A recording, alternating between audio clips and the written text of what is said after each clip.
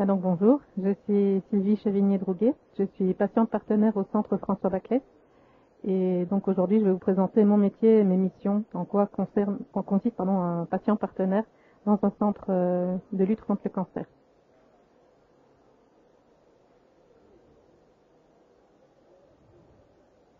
Donc dans patiente partenaire, il y a patiente. J'ai eu un parcours de patiente avant de devenir patiente partenaire. Donc, pour faire bref, il y a 4 ans et demi, on m'a diagnostiqué 2 cancers. Un pour lequel j'ai terminé les traitements et je suis en rémission. L'autre qui est devenu une maladie chronique avec laquelle j'ai dû apprendre à vivre, simplement. Et pendant mes traitements pour mon premier cancer, j'ai vraiment éprouvé un manque, c'était celui de pouvoir parler avec quelqu'un qui était déjà passé par là et qui aurait pu me rassurer sur certains aspects des traitements, notamment la curithérapie qui me faisait très peur. Et à la fin de mes premiers traitements, pendant la période de rétablissement, qui est une période assez compliquée à vivre souvent, parce qu'on revient dans la vie sans les traitements, on a traversé une épreuve quand même assez importante et il y a pas mal de choses qui peuvent nous chambouler. Donc à ce moment-là, je me suis demandé si je voulais continuer le métier que je faisais jusque-là. Donc ça faisait 18 ans que j'étais enseignante. Et je me suis demandé si moi, à mon niveau, je pouvais devenir la personne qui m'avait manqué pendant mes soins, donc me lancer dans la paire aidance. Pour ce faire, je voulais suivre une formation, parce que la paire aidance, on peut aider d'autres personnes, évidemment, sans formation, mais pour moi, moi j'en avais besoin, j'en ai éprouvé le besoin. Donc j'ai fait des recherches sur ce qui existait. Je ne savais pas encore que le terme patient partenaire existait. Et j'ai découvert l'Université des patients à la Sorbonne. Donc l'Université des patients qui a été créée par Catherine Tourette-Turgis. Le but de l'Université des patients, c'est de permettre à des patients de suivre des DU ou d'autres formations. Il y a également des masterclass, des masters aussi, pour valoriser l'expérience acquise pendant la maladie. J'ai découvert qu'il existait un DU de patients référents en rétablissement en cancérologie. J'ai postulé, parce qu'il faut postuler. On a retenu ma candidature. J'ai réalisé les études en une année et j'ai eu l'occasion d'effectuer un stage d'observation au centre François Baclès, un stage de 6 jours, qui m'a permis vraiment de découvrir l'autre côté du décor pour moi, c'est-à-dire le côté des soignants. Durant ce stage d'observation, j'ai vraiment pu communiquer avec les soignants, j'ai pu découvrir certains services et ça m'a confirmé en fait mon envie de devenir patiente partenaire. J'ai eu également durant mon stage d'observation l'occasion de discuter avec 2 patientes et voilà, là je me suis rendu compte vraiment aussi qu'il y avait un besoin ailleurs que chez moi de discuter avec des patients qui étaient déjà passés par là.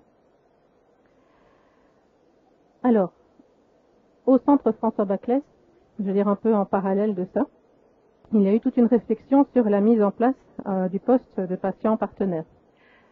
Alors, depuis 2019, un groupe de travail a participé au groupe national Unicancer Patient Expert. En 2021, il y a vraiment un groupe interne qui s'est créé. Ils ont essayé de mettre en place, ils ont mis en place toute une série d'éléments qui permettaient notamment de recruter les patients partenaires. Et en 2022, ils ont organisé les candidatures et ont donc choisi le candidat. On était 10 en fait à candidater. Ça s'est passé, donc le recrutement s'est passé avec 2 entretiens d'embauche. Et j'ai eu la chance d'être reprise. Alors pour la mise en place du poste, le centre François Baclès a vraiment désiré que j'ai le temps de me faire connaître et de mieux connaître le centre aussi. C'était vraiment un double travail. Pendant à peu près 2 mois, je suis allée me présenter dans tous les services quasiment du centre pour apprendre donc à connaître les différents services, pour me présenter et présenter le métier de patient partenaire, puisque jusque-là, c'est pas un métier qui est vraiment reconnu pour le moment.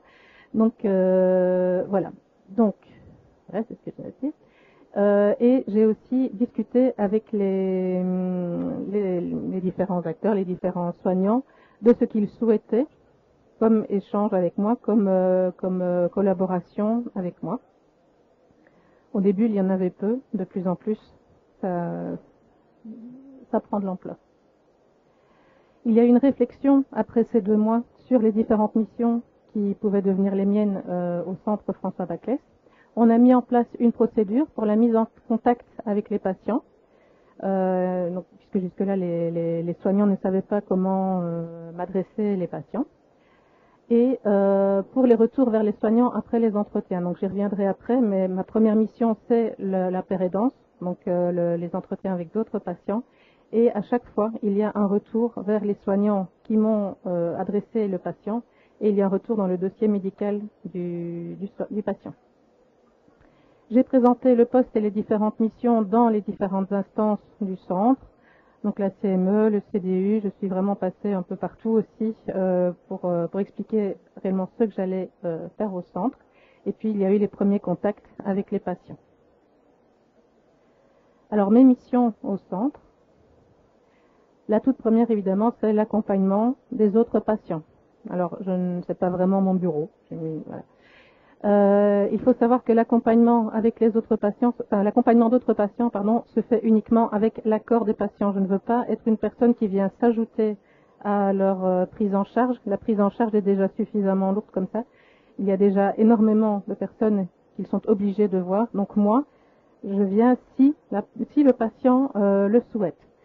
Il est bien clair dès le départ que ce n'est pas un accompagnement médical ni un accompagnement psychologique. Je ne suis pas psychologue. Et je ne suis pas soignante, donc je ne réponds pas aux questions médicales. Et si je sens que la personne a plus besoin d'un accompagnement psychologique, eh bien, je redirige la personne alors vers les psychologues du centre. Comme je suis toute seule, je vois les patients qui souffrent de n'importe quel cancer. Donc, ce n'est pas lié au cancer que moi j'ai eu. Et les rencontres sont possibles à n'importe quel moment de la prise en charge du patient. Je vois des patients, alors je veux dire patienteux parce que pour le moment je n'ai vu, j'ai un homme, le reste ce sont des femmes. Il y en a beaucoup qui viennent avant le début de leur traitement. Elles ont beaucoup de stress, beaucoup de questions, parfois des questions qu'elles n'osent pas poser aux soignants. Et le fait de me voir, souvent, ça les rassure. Ils disent, bon, vous êtes encore là, vous avez connu les soins et vous me les expliquez, voilà. J'en vois aussi durant les traitements. En général, les patientes que je vois avant le début des traitements, je les vois aussi durant les traitements. Donc là, c'est essentiellement pour échanger sur leur manière de vivre le traitement. Certaines fois aussi, elles me parlent d'effets secondaires, par exemple, dont elles n'ont pas osé parler aux soignants. Donc là, j'en fais part aux soignants et on adapte. Voilà. Et je vois aussi des patients après les traitements, puisque c'est un moment, comme je l'ai dit tout à l'heure, qui est assez difficile à vivre aussi. Pendant les traitements, on est pris dans une espèce de tunnel. On suit les traitements, on est à l'hôpital très très très souvent. Et puis arrive la fin des traitements et on se revoit dans 3 mois pour la suite.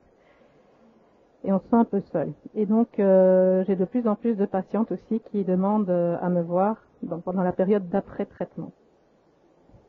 Le nombre de rencontres se fait en fonction du souhait des patients. Donc ce n'est pas limité. Il y a des patientes que j'ai vues 1 ou 2 fois. Il y a des patientes que j'ai déjà vues une douzaine de fois.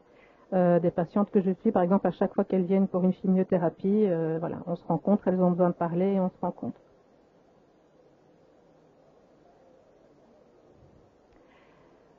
Alors, en quoi consiste une rencontre de père aidant? En quoi consiste une rencontre avec un patient? D'abord de l'écoute. Ça, c'est quelque chose de très très très important. Quand un patient, une patiente demande à me voir, en général, c'est d'abord pour venir parler, pour venir déposer ce qu'il y a à déposer. En général, de la tristesse, ça peut être de la colère aussi. Donc mon premier rôle, c'est d'écouter. Ensuite, on a pas mal d'échanges, évidemment, sur le quotidien avec la maladie, les traitements, le stress, l'après-cancer. La gestion, comme j'étais jeune maman aussi, quand on m'a annoncé mes cancers, quand ce sont de jeunes mamans, on discute aussi de comment gérer le quotidien avec les enfants, les traitements, voilà. Je réponds aux questions en dehors des questions médicales, comme je l'ai dit tout à l'heure, et au besoin, je redirige vers des professionnels de santé. Alors parfois, donc ça peut être les psychologues, ça peut être aussi une patiente qui me parle de problèmes, voilà, elle ne sait pas comment elle va faire couper ses cheveux, elle a très peur de sa future apparence. Une fois que les traitements auront commencé, je la redirige vers les esthéticiennes qui travaillent au centre.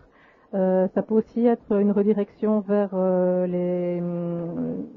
les assistantes sociales, quand ce sont des patientes qui se posent beaucoup de questions sur le travail, la reprise du travail après le cancer. Donc voilà, c'est vraiment très, très large. Oui, plusieurs lieux sont possibles aussi pour les rencontres avec les patientes, soit dans mon bureau, parce que j'ai la chance d'avoir un bureau, soit dans la chambre. Parfois, ce sont des patientes qui sont hospitalisées, soit en hôpital de jour pour leur chimio, donc là, je me rends près d'elles, soit parfois en hospitalisation de semaine ou en hospitalisation traditionnelle aussi, soit par téléphone pour les patientes qui habitent loin et qui ne peuvent pas se rendre à Baclès plus que ce qu'elles le font déjà pour me rencontrer. Alors, ce qui est très important, c'est qu'il y a vraiment un travail de collaboration avec les équipes soignantes. Je rédige à chaque fois un compte rendu. Donc, à chaque entretien avec un patient, je rédige un compte rendu et il est intégré au dossier du patient. Alors, je précise que je n'ai pas accès au dossier des patients. Voilà. Je transmets mes comptes rendus à quelqu'un qui les intègre au dossier. Il y a, comme je l'ai dit tout à l'heure aussi, des échanges avec les soignants. Donc, à chaque fois que je vois une patiente, en tout cas pour la première fois, je revois le professionnel de santé qui me l'a adressé et on échange. Voilà. Et depuis peu également, j'anime des ateliers d'écriture pour les patientes qui sont soit encore en traitement, soit qui ont terminé leur traitement. J'ai déjà animé 2 ateliers. Il va y en avoir un 3e la semaine prochaine. Voilà, donc pas mal de choses qui se mettent en place dans le centre aussi. Alors je vous avais noté quelques phrases, quelques verbatims de patientes. Ça, ce sont vraiment les verbatims qui résument, je vais dire, le mieux ce que les patientes disent après m'avoir rencontrée. Vous êtes toujours vivante après votre traitement. D'avoir parlé avec vous, ça m'a donné de l'espoir. Merci de m'avoir écouté, d'avoir parlé avec moi. Maintenant, j'ai moins peur des traitements qui vont venir. Ça fait du bien de parler avec quelqu'un qui sait ce que je vis. Je ne vois pas de pitié dans vos yeux. Ça, c'est quelque chose qui revient souvent aussi. C'est quand on parle avec vous, on ne voit pas le « oh, la pauvre, elle a un cancer ». Non, vous êtes comme moi. Voilà. J'en ai marre de la pitié des autres. Je ne suis pas juste un cancer. Ce qui est bien avec vous, c'est qu'on a le temps de parler, d'exprimer ce qui fait peur ou ce qui énerve. Ça, c'est une caractéristique aussi des entretiens avec moi. C'est que moi, je ne suis pas liée à un timing. On ne me dit pas, tu as 10 minutes par patiente. Alors parfois, ça prend un quart d'heure. Il y a des patientes que je vois pendant 2 heures, surtout celles qui vont commencer leur traitement, qui ont plein de questions, qui sont pleines de stress. Et voilà, donc il n'y a pas un temps limite avec moi. Quand les soignants me demandent si ça me fait du bien de vous voir, je leur explique qu'avec vous, c'est différent. On parle de quelque chose qu'on connaît toutes les deux. Voilà, c'est souvent ce qui revient aussi, c'est vous connaissez, vous êtes vous êtes passé par là, vous connaissez aussi. Alors, ma deuxième mission au Centre François Baclès, c'est le travail avec les différents services qui souhaitent travailler avec moi. J'avais choisi la photo du puzzle parce que c'est vrai que de plus en plus, je me sens faire partie du puzzle du Centre François Baclès. Je vous ai noté ici les différents services avec lesquels j'ai déjà pu travailler. Le service qualité avec lequel je travaille beaucoup, notamment pour la semaine notamment de sécurité des patients, des choses comme ça. Les infirmiers de parcours, la recherche clinique. Donc la recherche clinique, en général, ils me demandent de relire des documents qui vont être remis aux patients. Moi, je ne viens pas du milieu médical, donc si moi je ne comprends pas ce que les patients doivent comprendre, il y a de grosses chances pour qu'eux ne le comprennent pas non plus. L'INSERM, la médecine nucléaire, là aussi c'est pour notamment des documents à donner aux patients, et l'ERI, donc l'espace rencontre information, donc là pour mettre des projets en place ensemble, notamment les ateliers d'écriture. Les ateliers d'écriture, ça a été mis en place avec l'ERI. Et le but à chaque fois du travail avec les différents services, c'est d'amener le point de vue de celui qui vit les soins, un point de vue qui intéresse les soignants. Ouais. Donc je vous l'ai mis, relecture de documents, réflexion sur la mise en place de projets, participation à des rencontres avec l'ERI. J'ai participé également à la Semaine nationale de l'identité-vigilance et j'ai suivi la formation pour les patients traceurs. Et donc là, je vais être intégrée aux équipes qui vont faire l'audit patient-traceur par la suite. Je travaille aussi, troisième mission, avec l'enseignement. Ça rejoint un petit peu ce que je faisais avant. Avant, j'étais enseignante. Alors, mes missions dans l'enseignement, ça se fait et dans le centre et en dehors. Dans le cadre de formation pour les soignants et pour les futurs patients partenaires, avec deux types d'interventions, donner le point de vue de celui qui reçoit les soins et expliquer le métier de patient partenaire. En général, ça je le fais au début de chaque intervention, puisque comme c'est un nouveau métier, il faut l'expliquer. Alors, quand je parle d'intervention dans Baclès, ce sont des interventions dans les formations pour les soignants.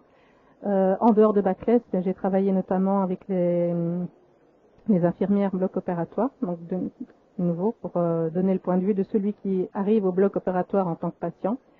Et je suis intervenue aussi à l'Université des patients pour expliquer la mise en place justement et les défis de l'intégration des patients partenaires dans